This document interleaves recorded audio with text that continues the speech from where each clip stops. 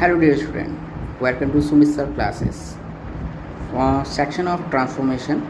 तो ट्रांसफॉर्मेशन का हमारा जो सेक्शन चल रहा था उसमें मैंने आपको डिग्री करा दी थी, कंप्लीट हो गया था डिग्री का सेक्शन. और अब हमारा जो नेक्स्ट सेक्शन है ट्रांसफॉर्मेशन का वो है एक्टिव पैसिव का. तो एक्टिव चेंज इनटू पैसिव. तो एक्टिव चेंज इनटू पैसिव करने से पहले सबसे पहले हम आपको सब्जेक्ट और ऑब्जेक्ट के बारे में बताते हैं. तो जो सब्जेक्ट है उसका ऑब्जेक्ट क्या होता है. जैसे सब्जेक्ट है हमारा आई, उसका ऑब्जेक्ट, और ऑब्जेक्ट उसका सब्जेक्ट है. जैसे ऑब्जेक्ट है मी तो उसका सब्जेक्ट है आई. वी एक सब्जेक्ट है तो अस उसका ऑब्जेक्ट होगा. यू सब्जेक्ट है तो यू ही उसका सब्जेक्ट होगा. ही ऑब्जेक्ट होगा. और जो ही है और ही का ऑब्जेक्ट क्या होता है आपका हिम होता है. शी का हर, इट का इट, और दे का क्या होता है देम होता है. तो जो एक्टिव और पैसिव होते हैं वो आपके जो चलते हैं वो चलते हैं आपके टेंस वाइज चलते हैं. ठीक है. तो हिंदी में इसको जो एक्टिव पैसिव को क्या बोलते हैं, वाच्य के रूप में जानते हैं. तो वाच्य जो होते हैं हमारे यहाँ पे इंग्लिश की में दो टाइप के होते हैं, एक्टिव और पैसिव. तो जो एक्टिव सेंटेंस होगा आपने टेंस पढ़े होंगे प्रेजेंट इंडेफिनिट में.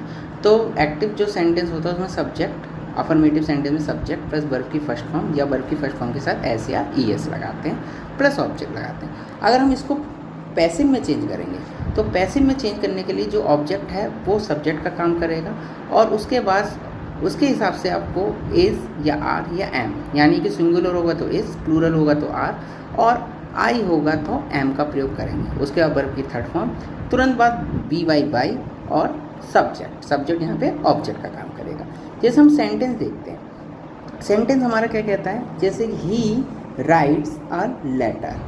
तो यहाँ पे सब्जेक्ट हमारा ही, अब यहाँ वर्ब की फर्स्ट फॉर्म ऐसे ही इसके साथ आया राइट्स, और हमारा जो ऑब्जेक्ट है वो क्या है हमारा लेटर है. ठीक है. तो यहाँ पर आ लेटर को यहाँ पे हम सब्जेक्ट बनाएंगे तो आ लेटर इज़, लेटर एक है तो जो है हमारा इसका प्रयोग होगा. और राइट की जो थर्ड फॉर्म होती है वो होती है रिटन. तो रिटन और तुरंत बाद बाय, और ही का जो ऑब्जेक्ट होता है वो यहाँ पर आकर क्या बन जाएगा, ऑब्जेक्ट बनेगा तो हिम. ठीक है. तो a letter is written by him. ठीक है, इसका प्रयोग हो गया. अब नेक्स्ट हमारा जो है सेक्शन उसमें हम बात करेंगे नेगेटिव सेंटेंस में. नेगेटिव सेंटेंस क्या कहता है, सब्जेक्ट आया, सब्जेक्ट के बाद डू या डस प्लस नॉट, वर्ब की फर्स्ट फॉर्म और ऑब्जेक्ट. ठीक है, ये रूल होता है एक्टिव का. अगर हम पैसिव में चेंज करेंगे तो यहाँ पे सबसे पहले ऑब्जेक्ट को यहाँ सब्जेक्ट बनाएंगे, उसके हिसाब से आपका इज़ या आर या एम, तुरंत बाद नॉट, वर्ब की फर्स्ट फॉर्म जो है वो यहाँ पे थर्ड फॉर्म में हो जाएगा, तुरंत बाय लगेगा, और सब्जेक्ट यहाँ ऑब्जेक्ट का रूप ले लेगा. ये सेंटेंस है I do not teach you Hindi. तो यहाँ पर सब्जेक्ट आई है, डू आई के साथ डू का प्रयोग होता है, फिर नॉट, और वर्ब है हमारी यहाँ टीच, और यू यहाँ पे ऑब्जेक्ट है, इनडायरेक्ट ऑब्जेक्ट है, और हिंदी हमारा डायरेक्ट ऑब्जेक्ट है. तो यहाँ पे दो ऑब्जेक्ट आ गए, यू और हिंदी. तो हम यू का भी प्रयोग कर सकते हैं और हिंदी का भी प्रयोग कर सकते हैं. तो हमने यहाँ पे हिंदी ले लिया, और हिंदी एक सिंगुलर है तो हिंदी इज़, तुरंत बाद नॉट, टीच की थर्ड फॉर्म हमारी टॉट होती है, यू प्लस उसके बाद बाय, और आई का क्या हो जाएगा यहाँ पर मी हो जाएगा. ठीक है. नेक्स्ट जो हमारा इंटेरोगेटिव सेंटेंस आता है. तो इंटेरोगेटिव सेंटेंस है, इंटेरोगेटिव सेंटेंस में एक्टिव का जो वाक्य होता है हम हेल्पिंग वर्ब से स्टार्ट करेंगे, डू या डस प्लस सब्जेक्ट, उसके बाद नॉट, वर्ब की फर्स्ट फॉर्म, और ये हमारा ऑब्जेक्ट. ठीक है.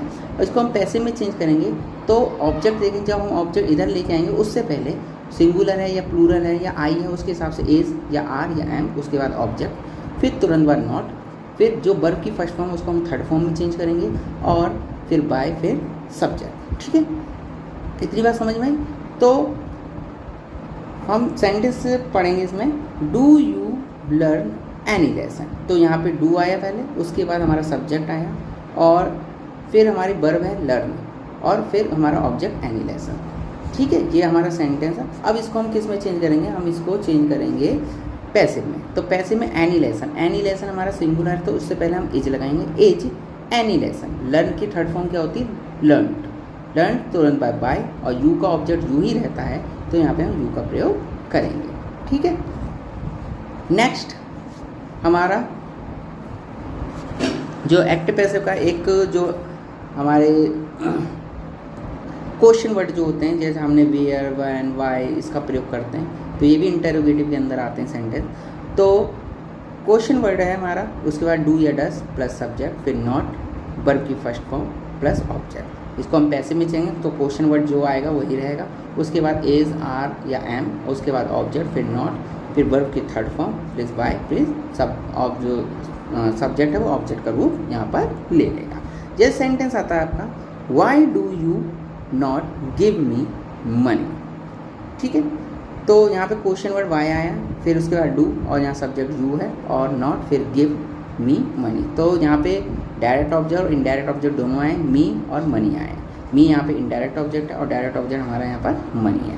तो वाई का क्वेश्चन वर्ड का क्वेश्चन वर्ड रहेगा।